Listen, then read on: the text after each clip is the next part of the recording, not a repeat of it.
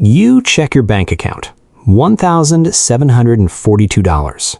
Not broke, not comfortable, just okay. The kind of number that feels fine until life decides to test it. Then your phone buzzes. It's a text from your mechanic. Hey, found something else while we had it up on the lift. Your stomach drops before you even open the message. And here's the thing, you're not imagining that this feels scarier than it should. Because according to Federal Reserve data, nearly 40% of Americans could not cover a $1,000 emergency without borrowing money, selling something, or going into debt. Not 4%, not 14%, 40%.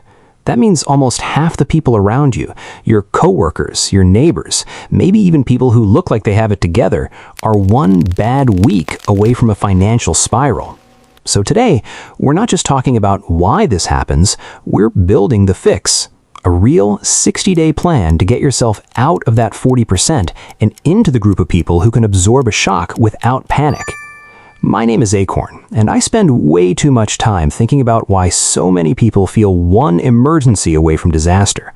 If that's you, if you've ever felt your stomach drop at a text message from a mechanic or a doctor's office, make sure to hit the subscribe button and give this video a thumbs up, because today, we fix this. Let's start with the uncomfortable truth. This isn't really about income. You'd think the 40% who can't cover $1,000 are just low earners, but surveys show plenty of people making solid, decent salaries still fall into this group, because the problem isn't always how much you make. It's that nothing was ever separated, automated, or protected. Your money exists in one pile, and life eats from that pile constantly. Here's what most people don't realize. An emergency fund isn't really about money, it's about control. When you have zero buffer, every unexpected cost becomes an emergency, even small ones. A $200 car repair, a $150 vet bill, a slightly higher electric bill in July.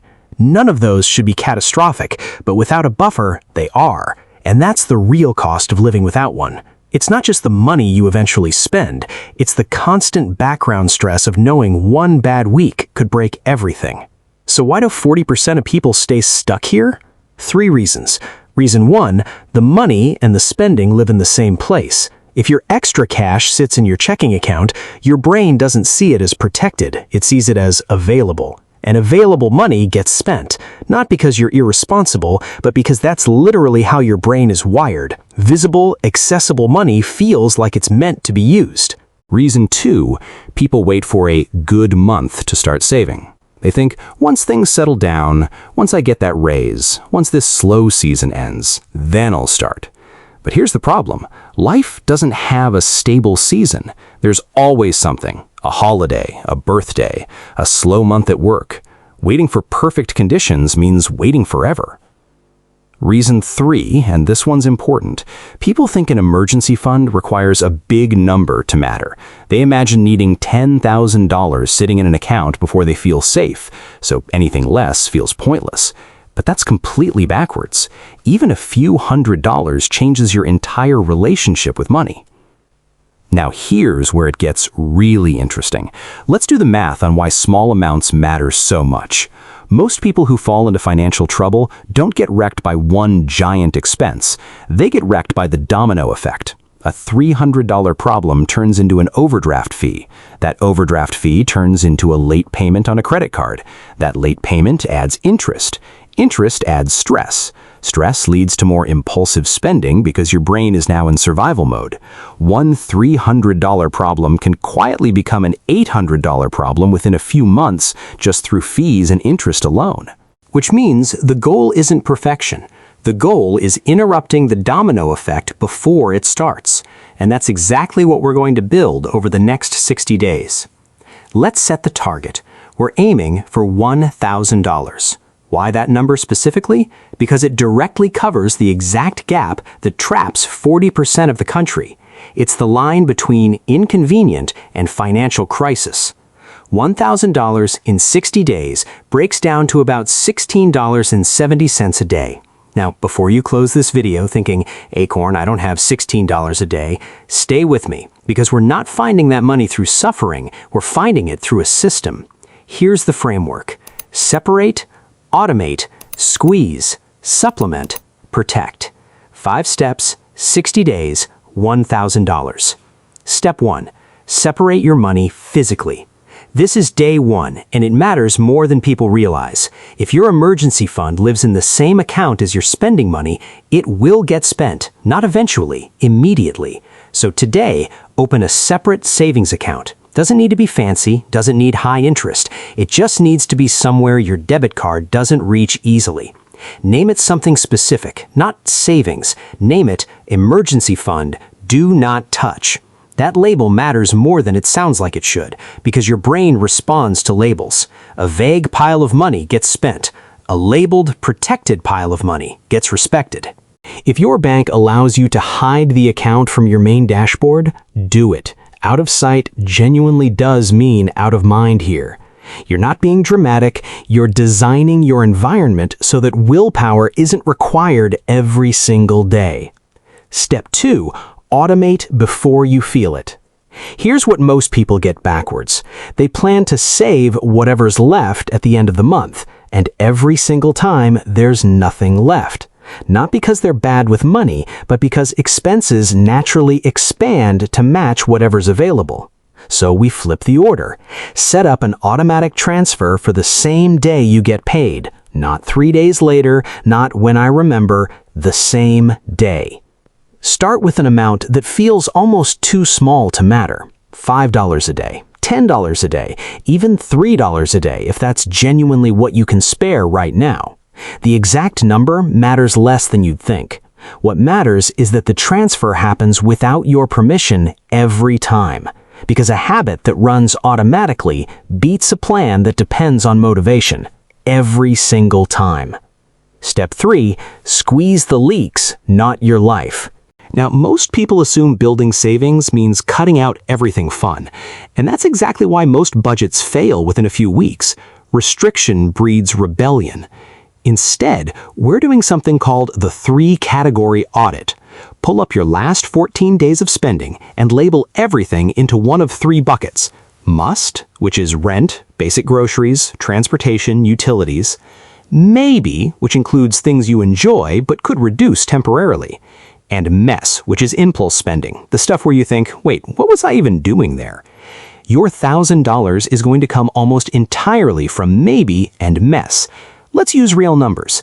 Say you find $20 a week in takeout you don't need, $15 a week in convenience store stops, and $10 a week in random app purchases or subscriptions you forgot about.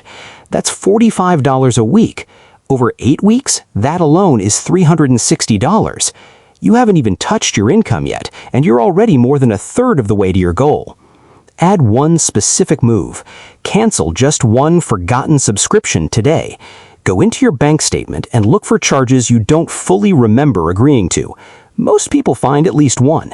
Even a small $12 monthly charge multiplied over 60 days and combined with the awareness it creates adds up fast. Step 4. Supplement with quick, realistic income. Cutting expenses can only take you so far, especially if your budget is already tight. So we add income, but not through some unrealistic side hustle empire, through fast, boring, achievable moves. First, sell 5 things you don't use, not sentimental items, just stuff collecting dust. Old electronics, unused shoes, random gadgets. This alone often produces $50 to $150 in a single weekend. Second, look for 1 extra shift or a few extra hours if that's available to you. Even 4 extra hours a week at $15 an hour is $60 a week, which is $480 over the full 60 days. That single move alone could nearly complete your entire goal. Third, negotiate 1 recurring bill. Call your internet provider or your insurance company and simply ask if there's a cheaper plan available. This single 5-minute phone call, on average, saves people real money every single month, and it keeps saving you money long after the 60 days are over. Step 5. Protect the fund with rules. This is the part most people skip, and it's why their emergency fund quietly disappears within a few months. You need clear rules before temptation shows up, because in the moment, your brain will justify almost anything as an emergency. Rule 1. Define what actually counts. An emergency is something that threatens your health, housing, transportation to income, or basic utilities. It is not a sale, it is not boredom, it is not a bad day at work. Write that definition down somewhere you'll actually see it.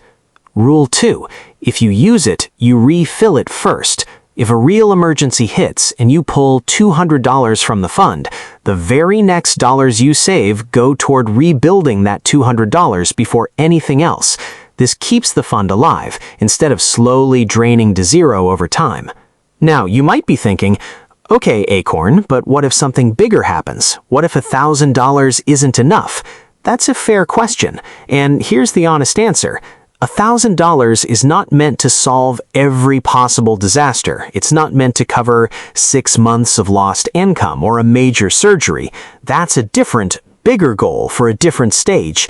$1,000 is meant to solve the specific, common problems that trap most people. A tire blowing out, a pet getting sick, A phone screen shattering right before a job interview, a slightly higher utility bill. These are the everyday shocks that push people into debt, not the rare, catastrophic ones. Once you hit $1,000, you'll naturally want to keep building toward 1 month of expenses, then 3. But you don't get there by skipping the first, smaller milestone. You get there because the first milestone proves the system works. Let's also address the objection that's probably sitting in the back of your mind right now. I've tried saving before and it never sticks. Totally fair. And here's why that likely happened. Most people try to save using willpower alone. They tell themselves, I'll be more disciplined this month, with no actual system behind that decision. No separate account, no automation, no clear rules. It's like trying to lose weight by just thinking really hard about not eating junk food, with junk food sitting open on the counter the entire time. The plan we just built removes the guesswork. You're not relying on discipline in the moment.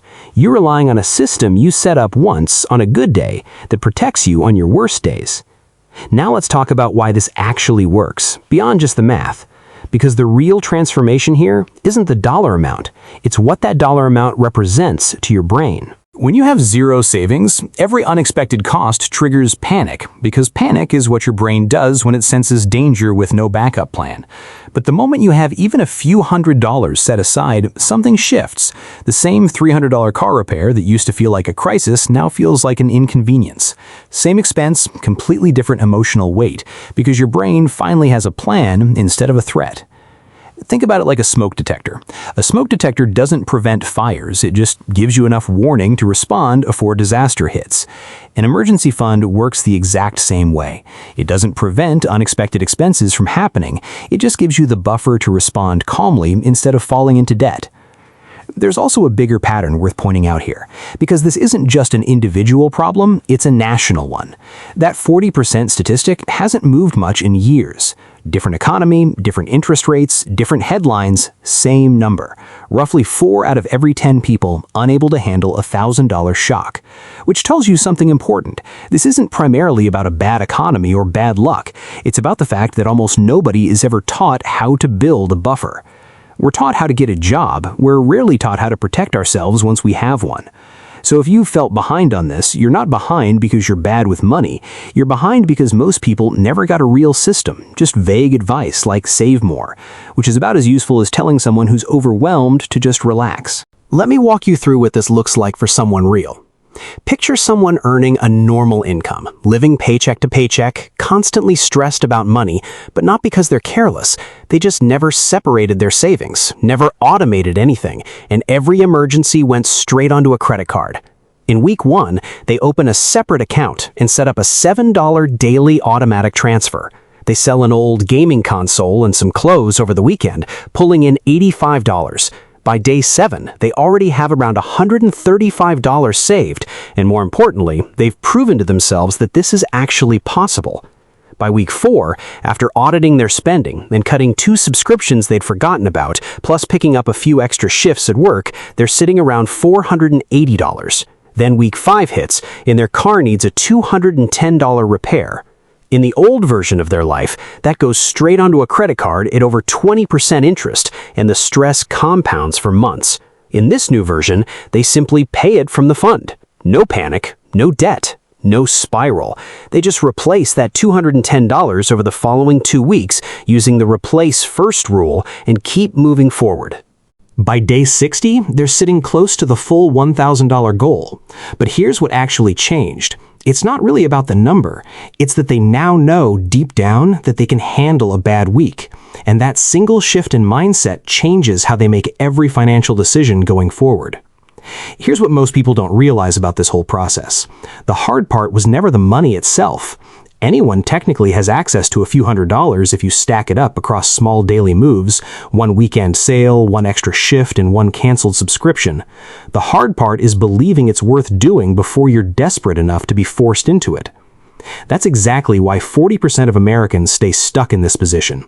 Not because the math is impossible, but because nobody breaks it down into small enough, boring enough, automatic enough steps. They think about the giant, scary version of, I need $10,000 saved, and freeze completely, instead of just starting with day one. So here's your move today. Open the separate account. Set the smallest automatic transfer you can genuinely commit to, even if it's just $5. Pick one item to sell this weekend, and then come back and comment day one done, along with whatever number you're starting with. Because the moment you say it out loud, it becomes real, and it becomes much harder to quietly abandon. And look, I know 60 days can sound like a long time when you're staring at it from day one, but 60 days is going to pass regardless of what you decide right now. It's going to pass whether you spend it hoping nothing goes wrong, or whether you spend it quietly building something that protects you. 2 months from now, you'll either be exactly where you are today, still one text message away from panic, or you'll be someone who has genuinely proven, with real numbers, that you can handle whatever shows up. That difference doesn't come from a better income or a lucky break. It comes from 5 small decisions you make starting today. If this video helped you see emergency funds differently, hit that subscribe button, because 60 days from today is going to arrive either way. The only real question is whether you'll still be part of that 40% hoping nothing breaks, or whether you'll be the person who built a shock absorber before life needed one. And that person, the version of you that isn't one text message away from panic, is a lot closer than you think.